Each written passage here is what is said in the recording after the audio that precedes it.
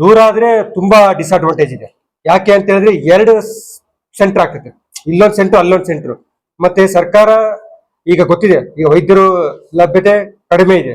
ಇಂಥ ಸಮಯದಲ್ಲಿ ವೈದ್ಯರು ಇಲ್ಲಿ ಮತ್ತೆ ಅಲ್ಲಿ, ಮತ್ತೆ ರೋಗಿಗಳಿಗೂ ಫಲಾನುಭವಿಗಳಿಗೂ ಬರ್ಲಿಕ್ಕೆ ಈ ಆಸ್ಪತ್ರೆಗೆ ಹೋಗ್ಬೇಕು, ಆ ಆಸ್ಪತ್ರೆಗೆ ಹೋಗ್ಬೇಕು, ಅಲ್ಲಿರ್ತಾರ ಡಾಕ್ಟರ್ ಇಲ್ಲಿರ್ತಾರ, ಈ ತರ ಆಗುತ್ತೆ. ಈಗ ಹೆರಿಗೆ ಡಾಕ್ಟರ್ ಎಲ್ಲ ಆ ಕಡೆ ಹಾಕ್ಬಿಟ್ರೆ ಇಲ್ಲಿ ಒಂದು ಟೈಮು ಎಮರ್ಜೆನ್ಸಿ ಬೇರೆ ಸರ್ವಿಸಸ್ ಕೊಡ್ಬೇಕಾದ್ರೆ ನಾವು ಇಲ್ಲಿಗೆ ಬರ್ಬೇಕಾಗ್ತದೆ, ಆಮೇಲೆ ಇಲ್ಲಿಗೆ ಬರ್ತಾರೆ ಡಾಕ್ಟರ್ ಅಂತೇಳಿ. ಈಗ ಬಹಳ ಒಂದು ಅನುಕೂಲ ಏನು ಅಂತ ಹೇಳಿದ್ರೆ, ಈ ನಮ್ದು ಏನಿದೆ ಒಂದು ಮದರ್ ಹಾಸ್ಪಿಟಲ್ ಏನಿದೆ, ಇದ್ರ ಜೊತೆಗೆ ತಾಯಿ ಮತ್ತು ಮಕ್ಕಳ ಆಸ್ಪತ್ರೆ ಬಿಲ್ಡಿಂಗ್ ಆಗ್ತಾ ಇರೋದು ತುಂಬಾ ಉಪಯೋಗ ಜನಗಳಿಗೆ. ಯಾಕಂದ್ರೆ ಒಂದೇ ಸೂರಿನಲ್ಲಿ ಎಲ್ಲರಿಗೂ ಚಿಕಿತ್ಸೆ ಲಭ್ಯವಿರುತ್ತೆ, ಅದು ಬಹಳ ಇಂಪಾರ್ಟೆಂಟ್. ಅದು ನಾನು ಕಳೆದ 8 ವರ್ಷಗಳಿಂದ ಕೂಡ್ಲಿಗಿ ಸರ್ಕಾರಿ ಆಸ್ಪತ್ರೆಯಲ್ಲಿ ಹೆರಿಗೆ ಸ್ತ್ರೀರೋಗ ತಜ್ಞರಾಗಿ ಕೆಲಸ ಮಾಡ್ತಾ ಇದ್ದೀನಿ.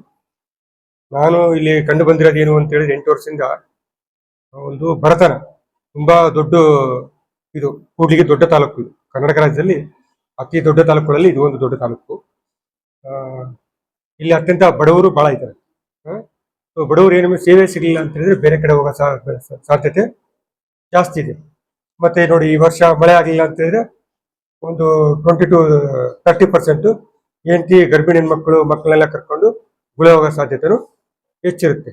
ಇಂತಹ ಸಮಯದಲ್ಲಿ ನಮ್ಮ ಮಾನ್ಯ ಗೌರವಿತ ಶಾಸಕರು ಒಂದು MCH ಹೆರಿಗೆ, ಪ್ರತ್ಯೇಕವಾಗಿ ಹೆರಿಗೆ ಆಸ್ಪತ್ರೆ ಮಾಡಬೇಕು ಅಂತೇಳಿ ಒಂದು ನಿರ್ಧಾರ ತಗೊಂಡು ಈಗ ಒಂದು ಕಟ್ಟಡ ಕಾಮಗಾರಿ ನಡೀತಾ ಇದೆ.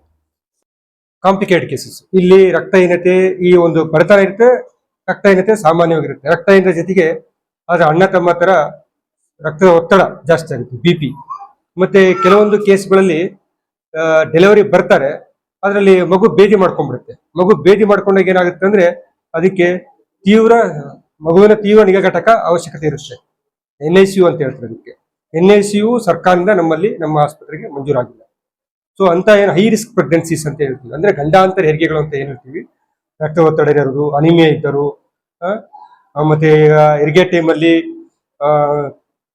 ಗರ್ಭದೊಳಗೆ ಮಗು ಬೇದಿ ಮಾಡ್ಕೊಳುತ್ತೆ, ಗರ್ಭದ ಮಗು ಸುರಕ್ಷಿತವಾಗಿ ಉಳಿಸ್ಬೇಕು, ಮತ್ತೆ ಸುರಕ್ಷಿತವಾಗಿ ಹೆರಿಗೆ ಆಗ್ಬೇಕು ಅಂತೇಳಿ ನಾವು ಹೆಚ್ಚಿನ ಚಿಕಿತ್ಸೆಗೆ ದೊಡ್ಡ ಆಸ್ಪತ್ರೆ ಕಳಿಸ್ಕೊಡ್ತೀವಿ. ಅದು ಒಂದು ಕಾರಣ. ಇನ್ನೂ ಕೆಲವರು ಹೇಳ್ತಾ ಇರ್ತಾರೆ, ಇನ್ನೂ ತುಂಬಾ ಆಂಗ್ಸಿಯಸ್ ಇರ್ತಾರೆ. ಈಗೆಲ್ಲ ಮೊದಲ ತರ 4, 5, 8 ಅಂತ ಹಡ್ಕೊಂತಿದ್ರಲ್ಲ, ಈಗ ಆತರ ಇಲ್ಲ, 1, 2ಕ್ಕೆ ಕ್ಲೋಸ್ ಮಾಡ್ತಾರೆ. ಅವರು 100% ಗ್ಯಾರಂಟಿ ಸರ್ವಿಸಸ್ ಕೇಳ್ತಾರೆ. 24 hours ಅನಸೆಟಿಸ್ಟ್ ಇರಬೇಕು, ಅರವಳಿಕೆ ತಜ್ಞರು. ಈಗ ನೋಡಿದ್ರೆ ಆಮೇಲೆ ಅರವಳಿಕೆ ತಜ್ಞರೇ ಇಲ್ಲ. ನಾವೀಗ ಮಿಕೋನೆಮಿಗೆ ಬೆಳಿಗ್ಗೆ ಒಂದು ಬರ್ತಾರೆ, ನಿಮ್ಮ ಅಕ್ಕ ತಂಗಿ ಯಾರೋ ಒಬ್ರು ಪ್ರೆಗ್ನೆಂಟ್ ಆಗಿ ಬರ್ತಾರೆ. ಈಗ ಲೇಬರು ಸುರಕ್ಷಿತವಾಗಿ ನಿಮ್ಗೆ ನಮ್ಮಲ್ಲಿ ಬ್ಲಡ್ ಬ್ಯಾಂಕ್ ಇದೆಯಾ, ನಮ್ಮಲ್ಲಿ ಅರವಳಿಕೆ ತಜ್ಞರು 24 ಗಂಟೆ ಇರ್ತಾರ, ನಮ್ಮಲ್ಲಿ ಮಕ್ಕಳ ತಜ್ಞರು 24 ಗಂಟೆ ಇರ್ತಾರ, ಹೆರಿಗೆ ತಜ್ಞರು 24 ಗಂಟೆ ಇರ್ತಾರ ಅಂತ ಕೇಳ್ತಾರೆ. ನಮ್ಮಲ್ಲಿ ಸದ್ಯಕ್ಕೆ ಅರವಳಿಕೆ ತಜ್ಞರು ಇಲ್ಲ, 2 ಪೋಸ್ಟ್ ಖಾಲಿ ಇದೆ. ಸೊ ನಾವು ಗಂಡಾಂತರ ಹೆರಿಗೆ ಸಂದರ್ಭದಲ್ಲಿ ಅವ್ರಿಗೆ ರಿಸ್ಕ್ ಹೇಳಿ ಆಪರೇಷನ್ ಮಾಡಿದ್ರೆ ಆಪರೇಷನ್ ಮಾಡಕ್ ಡಾಕ್ಟರ್ ಇಲ್ಲ. ಸೊ ಅವ್ರೇನ್ ಮಾಡ್ತಾರೆ, ಅವರೇ ಕೇಳ್ಕೊಂಡು ಹೋಗ್ಬಿಡ್ತಾರೆ, ಸರ್ ಬರ್ಕೊಟ್ಬಿಡಿ ಸರ್ ದೊಡ್ಡ ಆಸ್ಪತ್ರೆಗೆ ಹೋಗ್ತೀವಿ ಅಂತ ಹೇಳಿ. ಈ ತರ ಆಗ್ತಿದೆ. ಈಗ ಮೊದಲು ಅರವಳಿಕೆ ತಜ್ಞರು ಈಗ 1.5 ತಿಂಗಳಾಯ್ತು, 2 ತಿಂಗಳಾಯ್ತು ಟ್ರಾನ್ಸ್ಫರ್ ಆಗಿ. ಈಗ ಇನ್ನೊಬ್ರು ಸರ್ಕಾರ ಪ್ರಯತ್ನ ಮಾಡ್ತಾ ಇದೆ, ಸರ್ಕಾರದ ಮಟ್ಟದಲ್ಲಿ ಪ್ರಯತ್ನ ನಡೀತಾ ಇದೆ. ಯಾರು ಬರ್ತಾ ಇಲ್ಲ ಇಲ್ಲಿ. ಒಂದು ಎರಡನೇದು, ಮೊದಲು ನಮ್ಮಲ್ಲಿ ಅವರೇಜು ಒಂದು 77-80 ಡೆಲಿವರೀಸ್ ಆಗ್ತಾ ಇದ್ವು. ಈಗ ಏನಾಗಿದೆ, ಕುಸ್ತ್ಬಿಟ್ಟು ಅರವಳಿಕೆ ತಜ್ಞರಿಲ್ಲ. ಈಗ ಆಶಾ ವರ್ಕರ್ ನೆಟ್ವರ್ಕ್ ಚೆನ್ನಾಗಿದೆ, ಇಲ್ಲ ನೋಡಿ ಅರವಳಿಕೆ ತಜ್ಞರಿಲ್ಲ, ಈಗ ಮುಂದೆ ಕಳಿಸ್ತಾರೆ ಹಾಗೆ ಹೀಗೆ ಅಂತೇಳಿ ಇದೇ ರೀತಿ ಆಗ್ಬಿಟ್ಟು ಡೆಲಿವರೀಸು ಕುಸಿದಿದೆ. ಈಗ 50 ಆತರ ಆಗ್ತಿದೆ. ಇಲ್ಲಿ ಉಜ್ಜಿನಿ ಕವರ್ ಆಗುತ್ತೆ, ಗುಡೇಕೋಟೆ, ಖಾನಾವಸಳ್ಳಿ,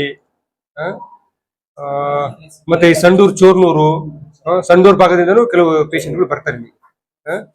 ಈ ತರ ತುಂಬಾ ಅನುಕೂಲ ಆಗುತ್ತೆ ಸರ್.